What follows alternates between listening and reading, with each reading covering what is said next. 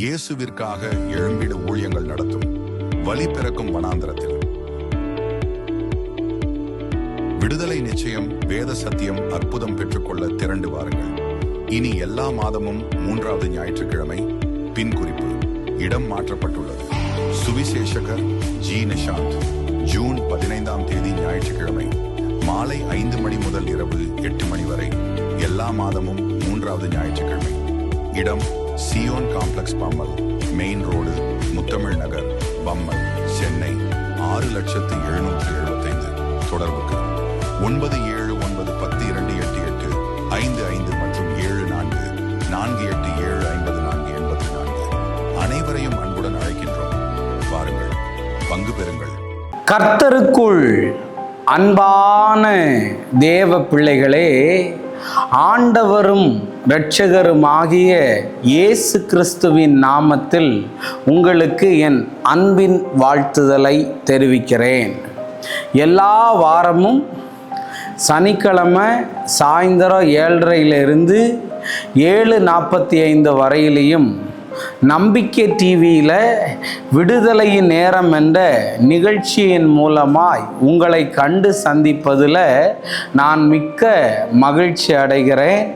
அநேகர் இந்த நிகழ்ச்சியை குறித்து எனக்கு ஃபோன் மூலமாகவும் என்னை நேரில் சந்திக்கும் போதும் எங்களுக்கு மிகுந்த ஆசீர்வாதமாக இருந்தது, நாங்கள் அற்புதங்களை பெற்றுக்கொண்டோம் என்று அநேகர் என்னிடத்திலே சொல்லும்போது என்னுடைய ஆவி உற்சாகம் அடைகிறது கர்த்தருக்குள்.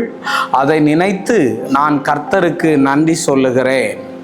இந்த நல்ல நாளிலேயும் தேவ சமூகத்தில் உங்களை நினைத்து நான் தேவ சமூகத்தில் அழும்போதெல்லாம் தேவன் உங்களை தேற்றும்படி, உங்களுக்கு விடுதலையை கொடுக்கும்படி எனக்கு ஒரு சில வார்த்தைகளை கர்த்தர் தருகிறது வழக்கம் உண்டு. இன்னைக்கும் ஆண்டவருடைய சமூகத்திலிருந்து சில வார்த்தைகளை உங்களோடு பகிர்ந்து கொள்ள ஆசைப்படுகிறேன். கர்த்தர் நம்மோடு கூட பேசுவாராக.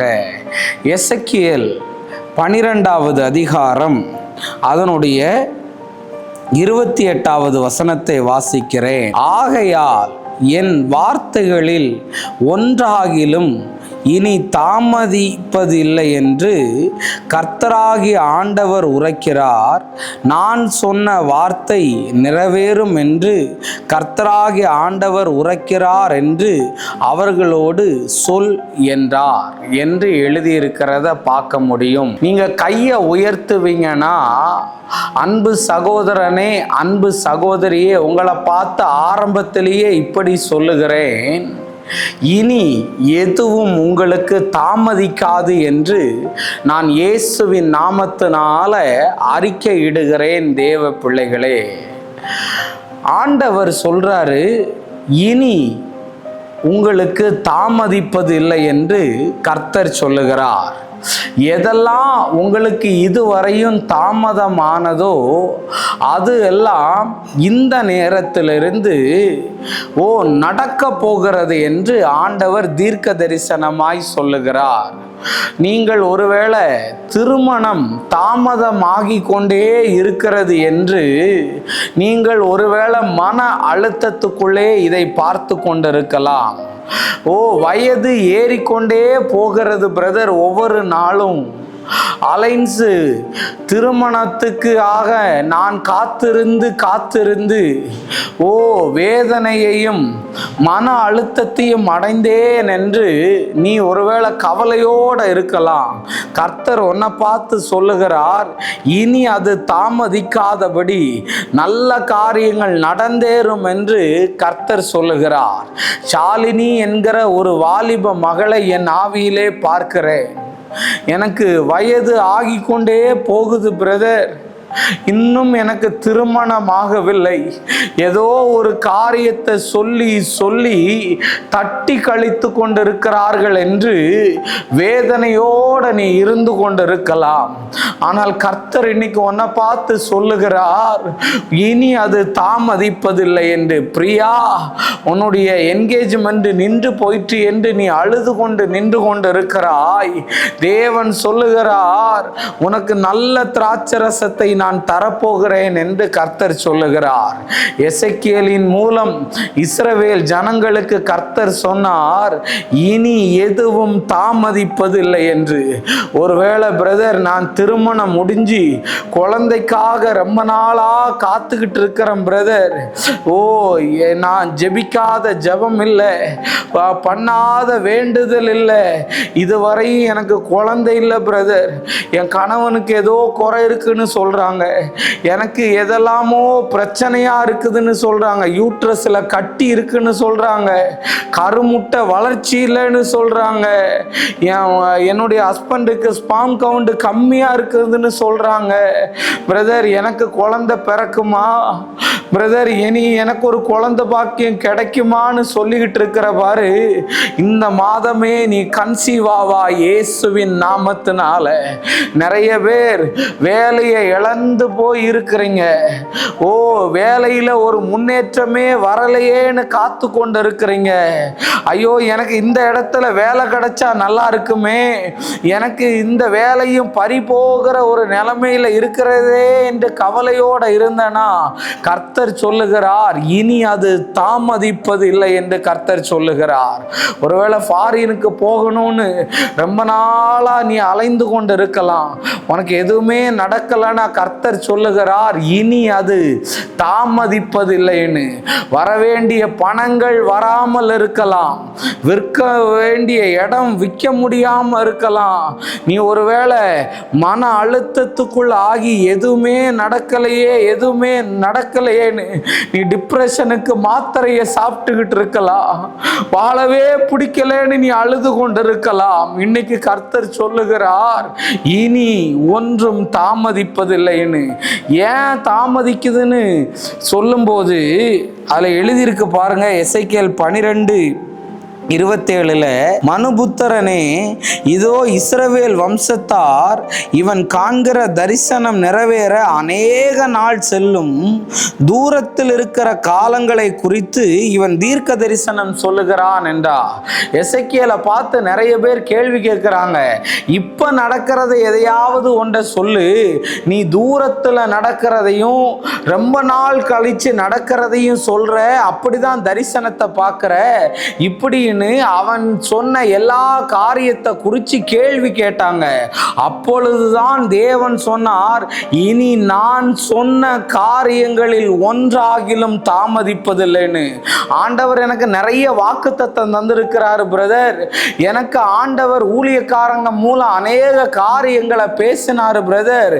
இதுவரையும் எதுவும் நடக்கலையே, இதுவரையும் எதுவும் நிறைவேறலையே, அவங்களுக்கு நடந்துச்சு இவங்களுக்கு நடந்துச்சுன்னு சொல்ற, உனக்கு நடக்கலன்னு நீ இதை பார்த்துக்கிட்டு இருந்தனா, கர்த்தர் சொல்லுகிறார், இனி அது தாமதிப்பதில்லை, அது நிறைவேறும் என்று கர்த்தர் சொல்லுகிறார். வேலை கிடைக்க இயேசுவின் நாமத்தினால, ஓ, உனக்கு உயர்வு வரும் இயேசுவின் நாமத்தினால, உனக்கு நல்ல காரியங்கள் நடக்கும். அதனால இன்னைக்கு தீர்க்க தரிசனமா சொல்றேன், இனி ஒன்றாகிலும் தாமதிப்பதில்லை. நாம் கண்களை மூடி ஜெபிப்போமா? அன்பான நல்ல ஆண்டவரே, இந்த நேரத்திற்காக உமக்கு நன்றி சொல்லுகிறேன். ஆண்டவரே, இனி ஒன்றாகிலும் தாமதிப்பதில்லை என்று சொன்னீரே. ஆண்டவரே அப்பா, இந்த நேரத்தில் ரீகா சந்தா ராமா லாபா ஃப்ளோரா, கர்த்தர் என்னை மறந்துட்டாரு, கர்த்தர் எனக்கு சொன்ன வாக்குத்தத்தத்தை எல்லாம் நிறைவேற்றவில்லையேன்னு வேதத்தை வாசிக்காம ஜெபிக்காம ரொம்ப தூரம் போயிருக்கிற ஃப்ளோரா, கர்த்தர் உனக்கு அற்புதத்தை செய்ய போகிறார். ஷபா ரபா லாஹா ரேமா லா சந்தா ராமா லாபா சந்தா ராஹா. ஓ கௌதம், கர்த்தர் உன்னுடைய வேலையில ஒரு ப்ரொமோஷனை தரப்போகிறார் இயேசுவின் நாமத்தினால. டேவிட் என்கிற ஒரு தம்பியை பார்க்கிறேன். உனக்கு ஃபாரின்ல இருந்து ஒரு லெட்டர் ஆஃபராய் வரப்போகிறது இயேசுவின் நாமத்தினால. ஆண்டவரே, எல்லா விதமான தடைகளையும் மாற்றி இனி ஒன்றாகிலும் தாமதிக்காதபடி கர்த்தர் இந்த பிள்ளைகளுக்கு அற்புதத்தை செய்யும்படியாய் நான் ஜெபம் பண்ணுகிறேன். எந்த அற்புதத்துக்காய் காத்திருக்கிறார்களோ ஆண்டவரே, அதிலே ஒரு பெரிய விடுதலையை தேவன் கொடுப்பீராக. பெரிய காரியத்தை செய்யும் இயேசுவின் நாமத்தில் வேண்டுகிறேன் நல்ல பிதாவே. ஆமேன், ஆமேன், ஆமேன். கர்த்தர் தாமே இந்த வார்த்தைகளின் மூலம் உங்களை ஆசீர்வதிப்பாராக. தொடர்ந்து உங்கள் யாருக்காவது ஜெபம் தேவைப்பட்டுச்சுன்னா திரையில் என்னுடைய நம்பர் போடப்பட்டிருக்கிறது. மறக்காமல் நீங்கள் ஃபோன் பண்ணுங்கள், உங்களுக்காக ஜெபிப்பேன். தொடர்ந்து இந்த ஊழியம் ஆசீர்வாதமாக இருந்ததானால், ஆவியானவர் உங்களுக்கு ஏவுவாரானால் சப்போர்ட் பண்ணுங்கள். டெய்லி காலையில் 5 மணிக்கு அரைஸ் ஃபார் கிரைஸ்ட் மினிஸ்ட்ரி என்ற யூடியூப் சேனலில் என்னுடைய செய்தி வெளியாகிறது. கண்டு மகிழும்படி நான் கேட்கிறேன். இனி ஒன்றாகிலும் தாமதிப்பதில்லை. God bless you, God bless you, God bless. Hallelujah, hallelujah, hallelujah, hallelujah.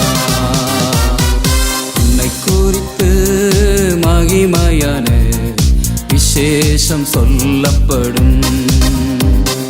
உன்னை குறித்து மகிமையான காரியங்கள் சொல்லப்படும். தேவனின் நகரமே, மகாராஜாவின் நகரமே, தேவனின் நகரமே, மகாராஜாவின் நகரமே. உன்னை குறித்து மகிமையான விசேஷம் சொல்லப்படும்.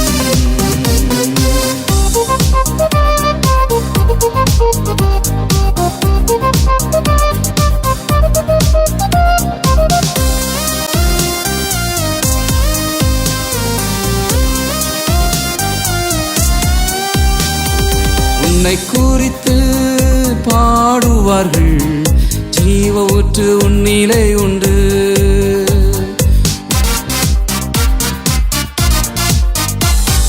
உன்னை குறித்து பாடுவார்கள், ஜீவ ஊற்று உன்னிலே உண்டு. உன்னை குறித்து பாடி ஆடுவார்கள், ஜீவநதி உன்னிலே உண்டு. உன்னை குறித்து பாடி ஆடுவார்கள், ஜீவநதி உன்னிலே உண்டு. ஹல்லேலூயா, hallelujah, hallelujah, hallelujah, hallelujah, hallelujah, hallelujah, hallelujah. உன்னை குறித்து மகிமையான விசேஷம் சொல்லப்படும்.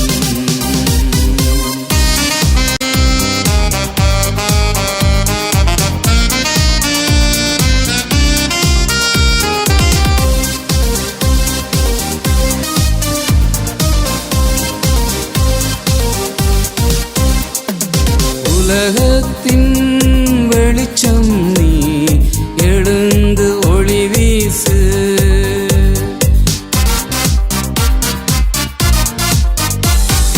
உலகத்தின் வெளிச்சம் நீ, எழுந்து ஒளி வீசு.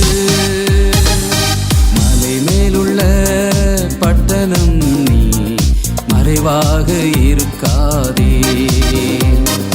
மலை மேலுள்ள பட்டணம் நீ, மறைவாக இருக்காதே.